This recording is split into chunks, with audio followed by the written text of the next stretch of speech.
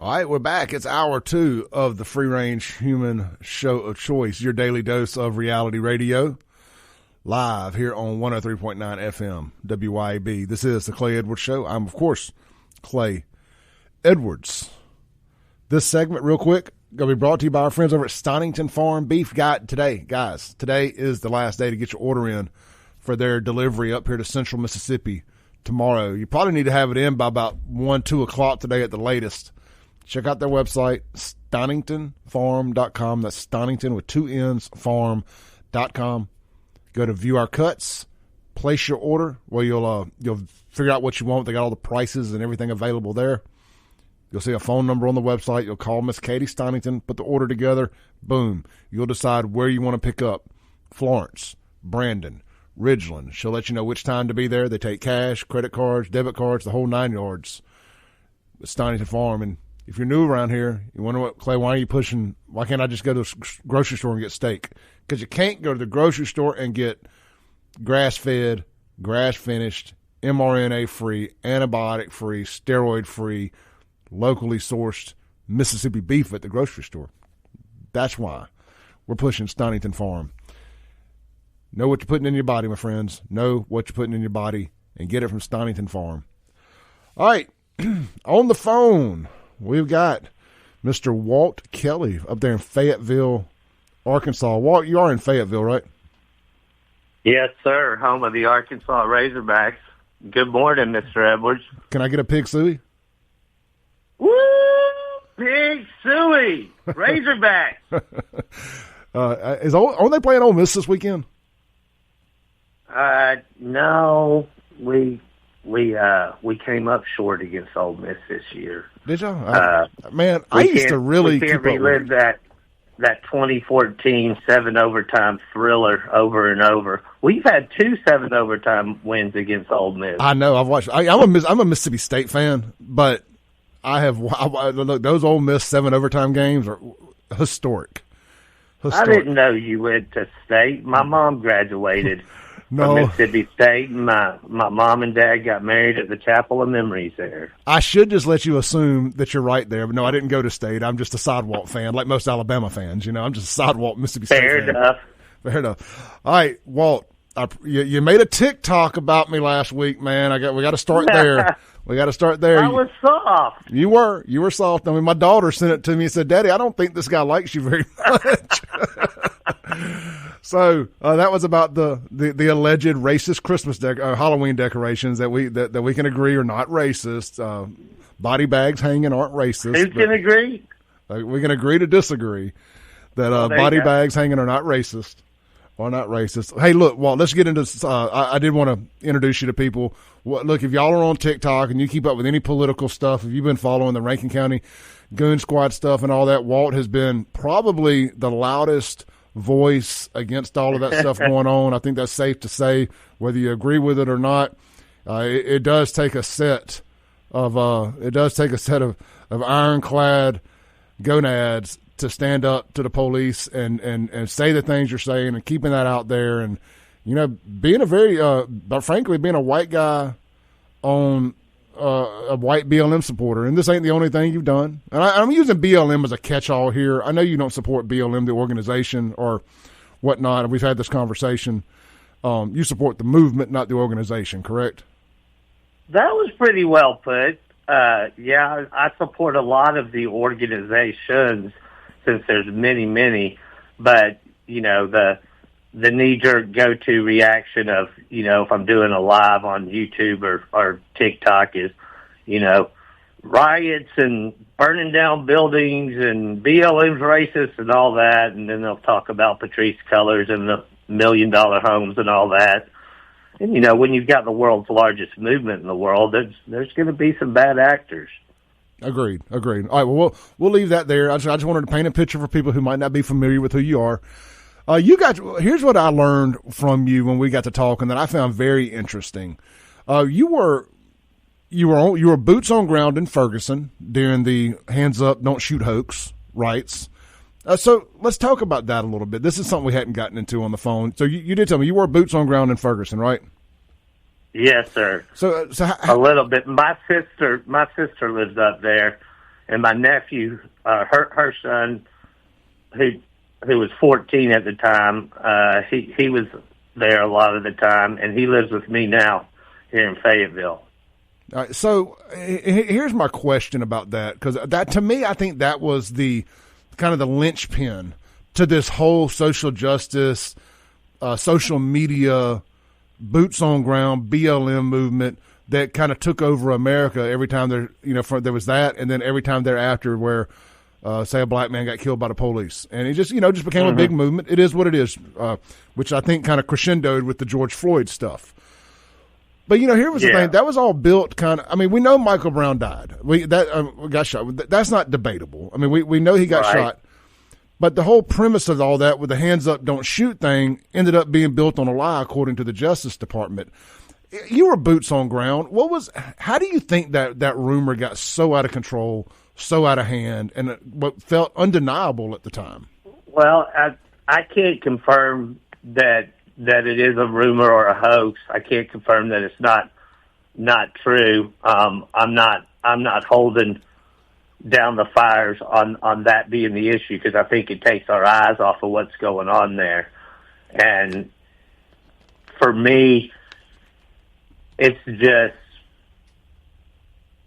just more of the same of the killing of an unarmed black man, 18, basically a kid, and he was made out to be a monster. We hear it about every time. We hear about George Floyd's addiction issues.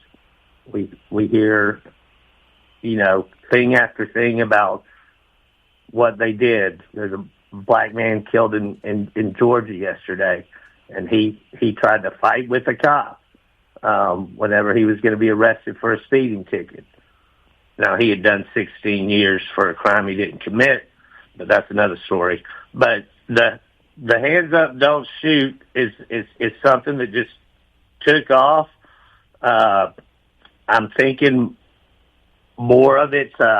You've got Stephen Perkins right now in Decatur, Alabama. 3 weeks ago, he was at his own home,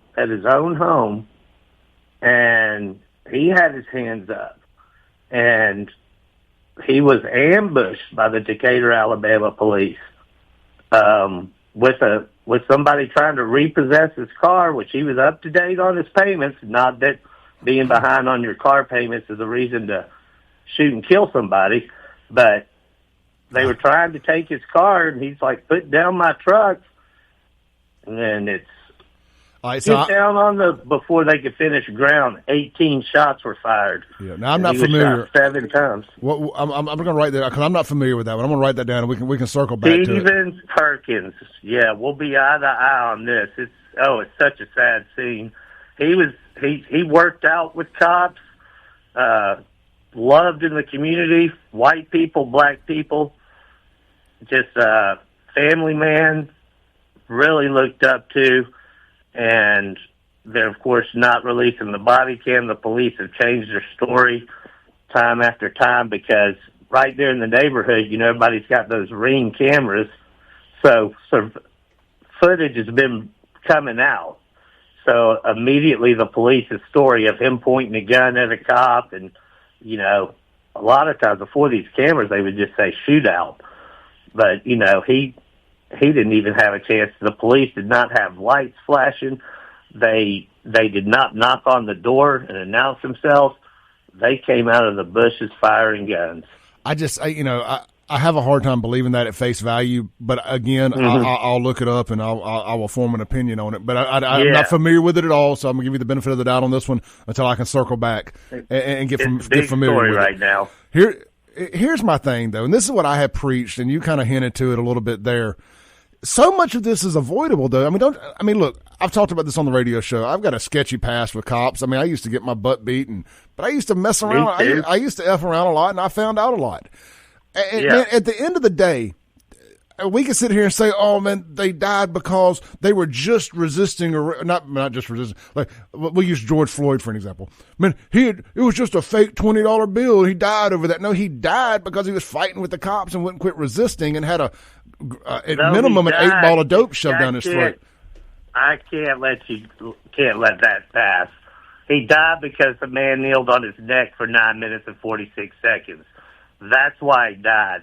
There was no resisting while Derek Chauvin had his hands in his pocket. There's never any responsibility taken for how they put themselves in these situations. There's never any they never take any responsibility for how they get themselves on the ground with a knee on the back of his neck. They never take any responsibility. There's never any responsibility taken for how these folks that get themselves killed by the cops. Now, is every killing an accident? I don't think George Floyd can take any responsibility. They killed him. He got out of the cop car after he was already in it. I mean, it sounds like he was on to something to get away from those cops. They were about to kill him. He sounds like the smart one. No, they was about to take him and book him, and he was going to be out in the next couple hours. Well, when his high wore off. Derek Chauvin, it turns out in his record, city of Minneapolis has paid over $10 million in settlements this year for them going back to footage of Derek Chauvin's arrest. He kneeled on the necks of many black people, and big-time settlements. There was a 14-year-old kid. There was a 16-year-old black teenage girl. It was a rampant problem. And the next day, of course, with George Floyd, the newspaper read, man has medical event and dies in police custody. And, what wasn't the trying to say that George Floyd needs to take responsibility for that is just, I just can't. That's a bridge too far, especially when you say it and you're ignoring the knee on his neck. Wasn't the knee on the neck the way that Minneapolis police trained them to subdue or get control of a situation when you had a suspect on the ground that was resisting? I mean, and that's a serious question. I'm not being facetious at all. Yeah, because I remember there being a whole big thing about improper training, or we got to retrain these guys, and the knee on the neck was a big part of that. Always the answer, the training. Clay, I'm a little bit ignorant to that myself. I know that as a result of that those holds were taken away as not an option. I don't believe they're necessarily trained, but I do believe it was allowed. Now, and I'll say this, and we're trying to say, and for the people out there listening and texting in, Walt and I have agreed to keep this civil. Let each other talk, and that's what we're going to do here. Absolutely. And I'm not here to prove Walt wrong. Walt's not here to prove me wrong. We're having a conversation about two different sides of how two different people see something. So for everybody out there, Mr. Edwards. Yeah, so I want to put that out of the way. Mr. Edwards, that is so important what you're saying right now, because I think that's why you and I have hit it off and enjoyed talking to each other. We've rambled on the phone for a good bit, and I think they're great conversations.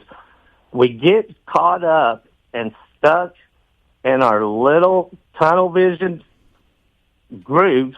The social media algorithms keep us getting the same message over and over and over and hammer it in there to where we're not really learning and we're not solving any problems if we don't see where the other side's coming from. And if we treat each other and listen, I think we learn a lot. And I've got to commend you for that. You do a great job. I appreciate it. Look, I'm going to end the George Floyd stuff on this, and we're going to take our first break. I will say this as a former drug addict, if I had that much amphetamines loaded in my system and had got myself into that same situation where I had a cop on the back of my neck, my heart would have probably exploded too. So I do think drugs played a very, very big part in that. If you want to take the last word, you're welcome to. I'll say that whether he had drugs or not, that was going to kill him. I don't think anybody could have survived that.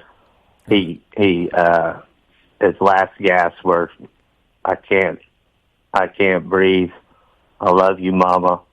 The man was dying before our eyes, and if we wouldn't have had that on videotape by a young, brave activist, we never would have known that Derek Chauvin would still be killing. Now, I will say this. I agree with folks being able to film police. I see a couple laws getting thrown around the country here and there about making it illegal to film police. I 100% disagree with that, because whether I like it or not, I think freedom of, I think that falls under our First Amendment. That is First Amendment. Freedom of press. Yep. It's right there. And especially, and to redress and protest our government, to hold our public servants accountable, it's essential. And we're getting some good change that way. I think it could make police better. And I think it is in some ways. But we're seeing a lot of things that are scaring us to death. All right, let's take our first break real quick. We've got Walt Kelly on the phone. When we come back, I want Walt to tell us his story about how he was involved in the Ahmaud Arbery case. Am I saying his name right? Is it Ahmaud Arbery or Ahmaud Arbery? Ahmaud Arbery. And I hope we're going to talk about Rankin County. We're going to talk about Rankin County. We're going to talk about Rasheem Carter as well. So I got Walt Kelly. Oh, that means so much to me. I got Walt Kelly on the phone up in Fayetteville, Arkansas. This is the Clay Edwards Show. We'll be right back on 103.9 FM WYAB. All right, welcome back into the Clay Edwards Show. We're live here on 103.9 FM WYAB. This segment is going to be brought to you by me. I buy cars. Hey, guys, are you looking to sell your vehicle? Holler at your boy. Check out claybuyscars.com. It's not much up there yet, but it is a phone number. You can call or text me there. We buy cars, trucks, SUVs. I had a fella text yesterday asking about a motorcycle. I did forget to get back with him. We do not buy motorcycles or boats. Now, I mean, if it's cheap enough, I guess I'll buy anything. But you'll probably be mad at me if I put an offer on a boat or a motorcycle. You're better off selling that yourself on Marketplace. But for everybody else out there that doesn't want to deal with the Marketplace headache or the Craigslist crazies, all the fake check scams out there, your insurance, if you accept a fake cashier's check, certified check, or any of that for selling your vehicle to one of these little thugs on Marketplace, your insurance does not cover that. You are just out a vehicle. Out of it. Whether it's paid for, you still making payments on it, whatever. If you sell your car to one of these bogus folks, you're just out. Don't worry about that. We're going to write you a legit, real check, local bank here today that you can go cash today. claybuyscars.com. If nothing else, let me put a number on your vehicle before you go shopping it, trying to trade it in. I'll give you some good shopping information. claybuyscars.com. All right, let's go back to Mr. Walt Kelly on the phone. Walt, you there? Yes, sir. All right, brother. Let's jump to Ahmaud Arbery. And that happened in Georgia. And refresh people's minds what happened there. All right, well, let's take ourselves back there.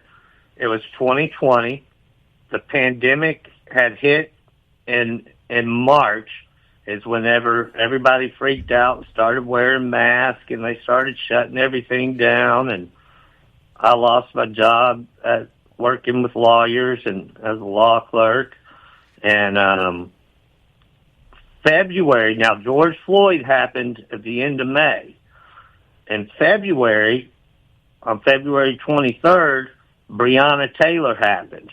That's when the no-knock warrant cops came in and put numerous bullet holes in her while she was sleeping. She was a nurse medic. Also in February, a 25-year-old black man by the name of Ahmaud Arbery was jogging, and it's in the Savannah, Georgia area, and he went into a predominantly white neighborhood called Satilla Shores, and he's jogging down the street, and older McMichael. Was that right after he was in that construction site looking for stuff to steal, or was that later on? I was leaving that open for you. Good job. Right on cue. Yeah, he did stop across the street. My guess would be to get some water, but looking around, That's open. There weren't any no trespassing signs. Again, though, here we go with, is that a reason for Greg McMichael to say, there's a black man running down the street. Son, get your gun. And they got their guns. They went into their pickup truck. And they hunted him down like a feral hog. And, I mean, people, the more that came out about that, the more gruesome it is. Did you know on the trucks of Roddy Bryan and the two McMichaels, they had parts of Ahmaud's clothing and DNA on there? They were hitting him with their trucks too. Tell me this though, and I'll to answer your question: is it a reason to chase him down and confront him with guns?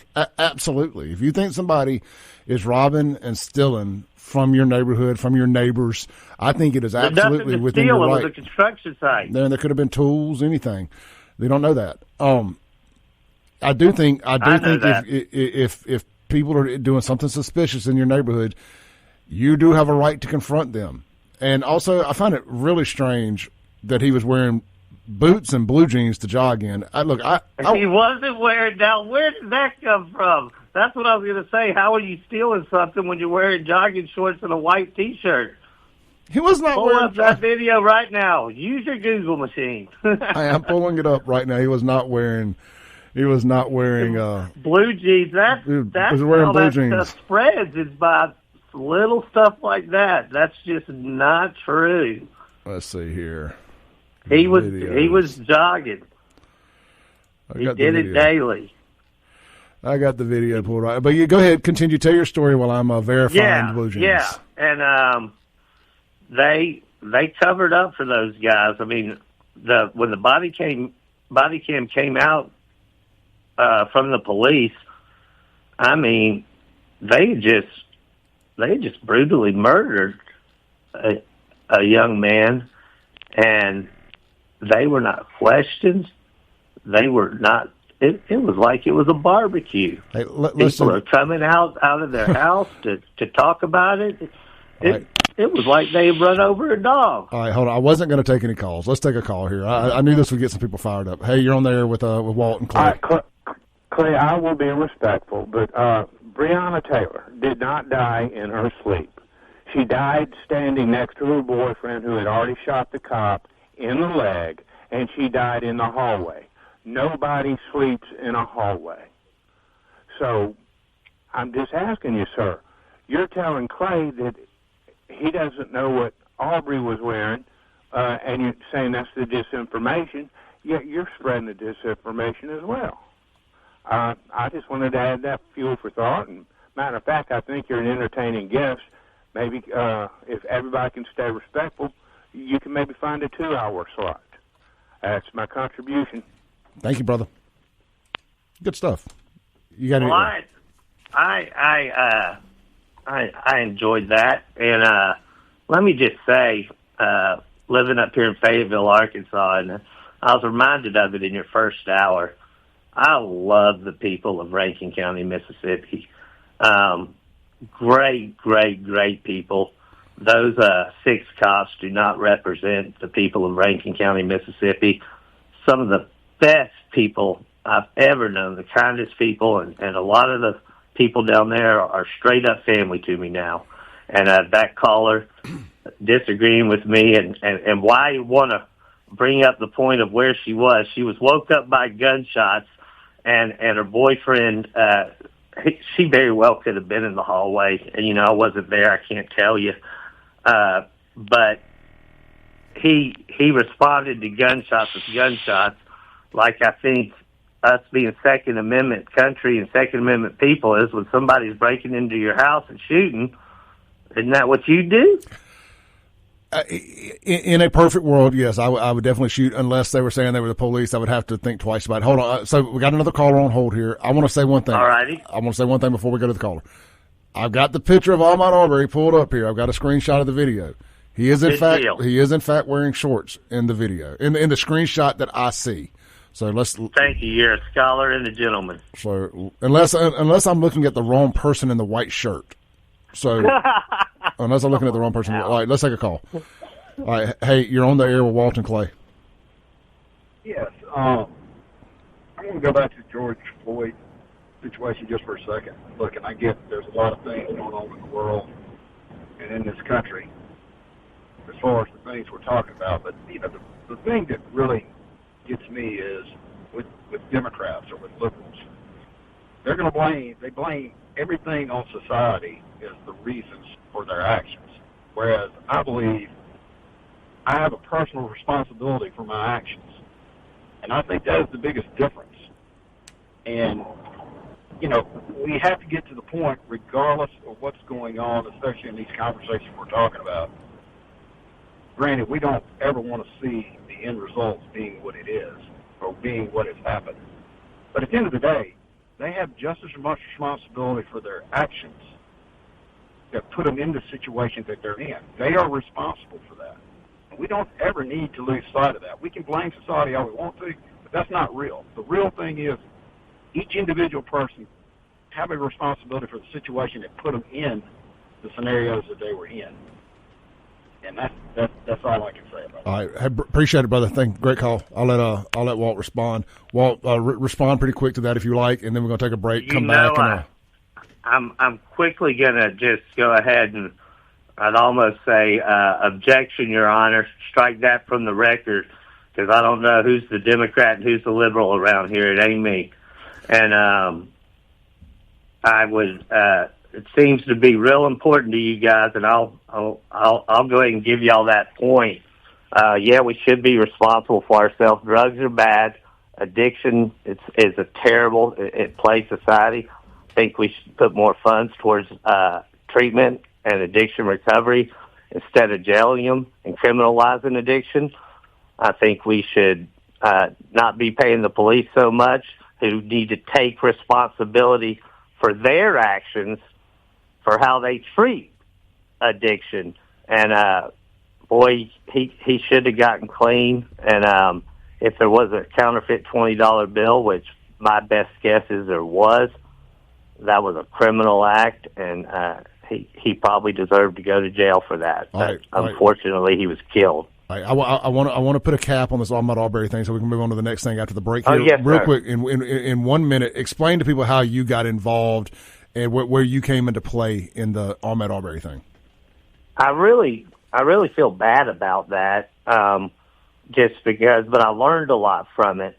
I made a post, and I basically learned about it from a black brother of mine. And I was like, holy shit, these guys, flat murdered him in the streets, and there's no arrest.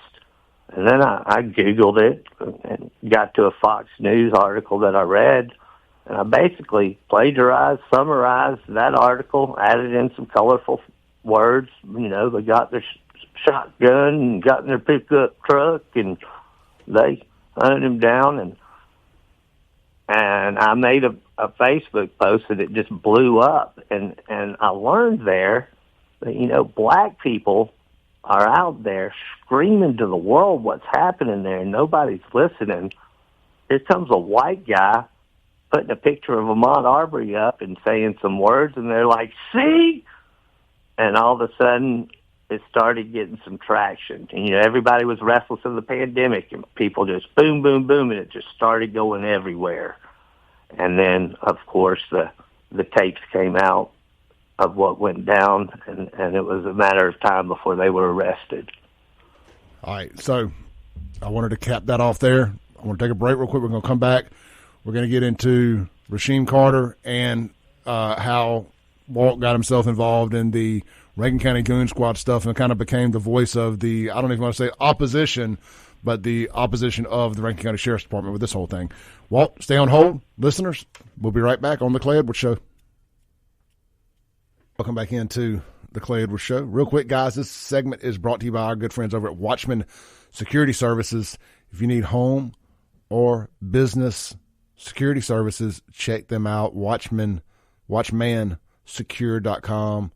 Whether it's a basic security system, or you need indoor, outdoor camera systems, remote gate access, and more. I constantly talk about if you have to defend yourself, if you get one of these guys that Walt likes supporting here, trying to break in your house, trying to steal your stuff, and you have to defend yourself, you're going to need to get it on video. Start WatchmanSecure.com, locally owned, locally operated, right here in Central Mississippi. All right, back to Walt here on the phone. Walt, you there, brother? Yeah, I can't believe you said that. Go ahead. Got to take my shots when I can. Yeah. Man, look, the text line is blowing up. People woefully disagree with you, but we'll get to that. Sounds like we're going to have to do this again. We are. We could have used 2 hours today. I knew better, but I didn't want to miss you this week. I wanted to jump on it. So look, let's expedite this real quick. Bring people up to speed on Rasheem Carter. I know his family's listening, and I promised we would talk about this. So let's hit it because I haven't talked about it much. Explain to people in 5 minutes or less what's going on there. Hey, I want to tell your listeners, y'all don't be fooled by Clay Edwards now. This is a good man. Him, we're talking about, we're arguing back and forth on different points. He said, the real reason I want you on is so we can hear about Rasheem Carter. And if we had more people wanting to hear about Rasheem Carter, there would not be some sadistic, evil murderers at loose right now that did some terrible things to Rasheem Carter. Yeah, I'm going to give you a quick spiel. I don't believe what they're telling. I don't believe he was taking a nap and eaten by animals. Yeah, he didn't. He wasn't hallucinating. Wandered onto some white people's land and got bit by a rattlesnake, and then somehow his head was severed and his spinal cord was found over there. And yeah, it didn't go down that way. And they know it. They're well aware, those cops are. And I think it's due to the involvement with the chief of police, Gabe Horn's role. We've got some connections there. I'm going to give you a quick little, use my talking fast spiel and tell you what happened to Rasheem Carter. Last year, it's been just over a year. I will say this, since we're on radio, avoid any speculation as far as mentioning people's names other than his. You got it. Avoid speculation. So if I can go with facto. Okay. Yeah. October 2nd, Rasheem Carter went to the Taylorsville Police Department because he was on the phone with his mom, terrified because he said the people at work are wanting to hurt him, and there's truckloads, white trucks with white men in them, calling him the N-word, saying they're going to string him up, they're going to hurt him, they got a hole dug for him, all that. She said, honey, go to the police department. He went to the Taylorsville Police Department. They sent him on his way. He was asking them for a ride. Can you help get me to Laurel? Laurel's in another county than Smith County. So they're like, we can't do that. He's like, can I charge my cell phone? They're like, no, and this ain't a hotel. You got to get out of here. He gets out. He goes to the Family Dollar. A girl answers the phone while he's in there. He's still on the phone with his mother, and she says, Family Dollar, and then she goes, yep, he's here. Now, there's speculation that phone call could be. I'm going to avoid that one since you asked me to. Well, let me ask this. Since he's dead, how do we know who heard the girl say, yes, he's here? Was there another witness that heard that? Rasheem's on the phone with his mom, and I have okay, I got you. I have sources there that all confirm that, and that's not being denied by the young lady who used to work there. Okay. At that point, Rasheem Carter is not seen again. Laurel Police Department officially puts out a missing persons. 1 month later, on November 2nd, they see picked up on a deer camera on land owned by the Blakeneys in Taylorsville, Mississippi, Rasheem Carter. He's got a big club in his hand. His hands are swollen. You can tell he's fighting for his life. It's heartbreaking, and it's tough. I mean, there's speculation like the grassy knoll of JFK. You can see body figures in the background. Regardless, they found some body parts there. DNA matched Rasheem Carter. So then Smith County Sheriff's Department ruled it natural causes of death. And then everybody, an uproar. No. His mom's got, he gave his mom the names of the people at work that, if something happens to me, Mama, these are the people who did it. So she, which, bless her heart, she's doing what she thought's right. I think it's a mistake because she would have had something on him. She gives the police department the names of those people.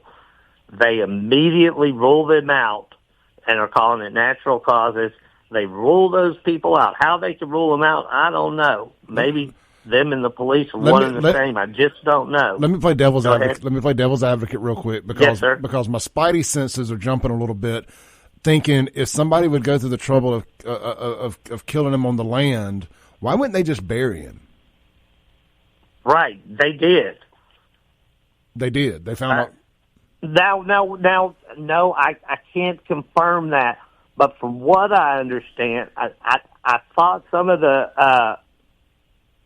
was underground, but there have been unearthed, I don't know the details of them finding that, so we shouldn't even speculate. All right, but just we got to speculate just a little bit here. So the assumption, yes, we'll assume, let's make an assumption about that, that he may have been buried in a shallow grave, and the animals got him out of the shallow grave, and then destroyed the body a little bit more. We got to take our last break.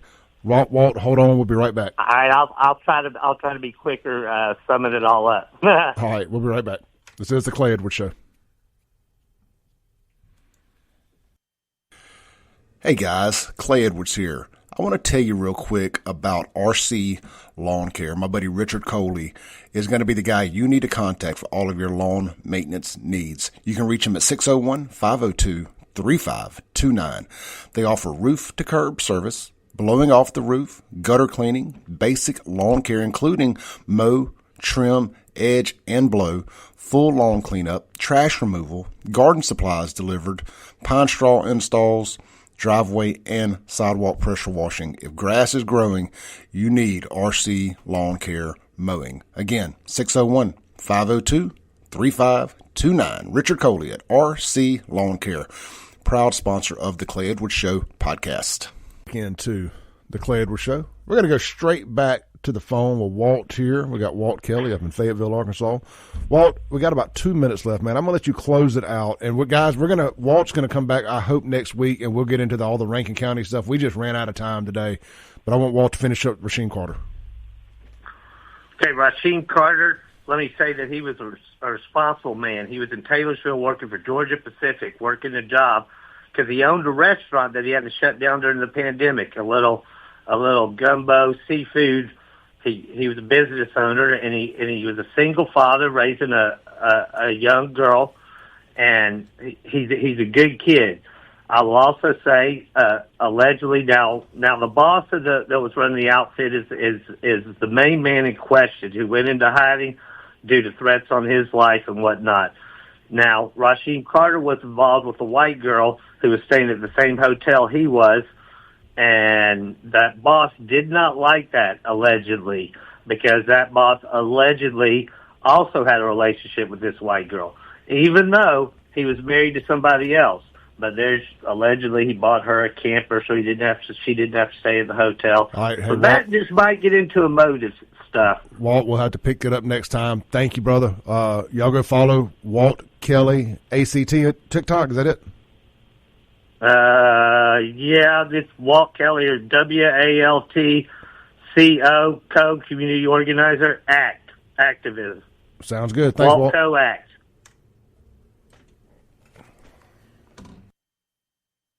All right, I'd like to thank everybody for listening to my interview there with Walt Kelly. Unfortunately, we ran out of time right there at the very end. We will have Walt on again here soon. I'm going to effort tomorrow or early next week. I'll let you all know how that goes.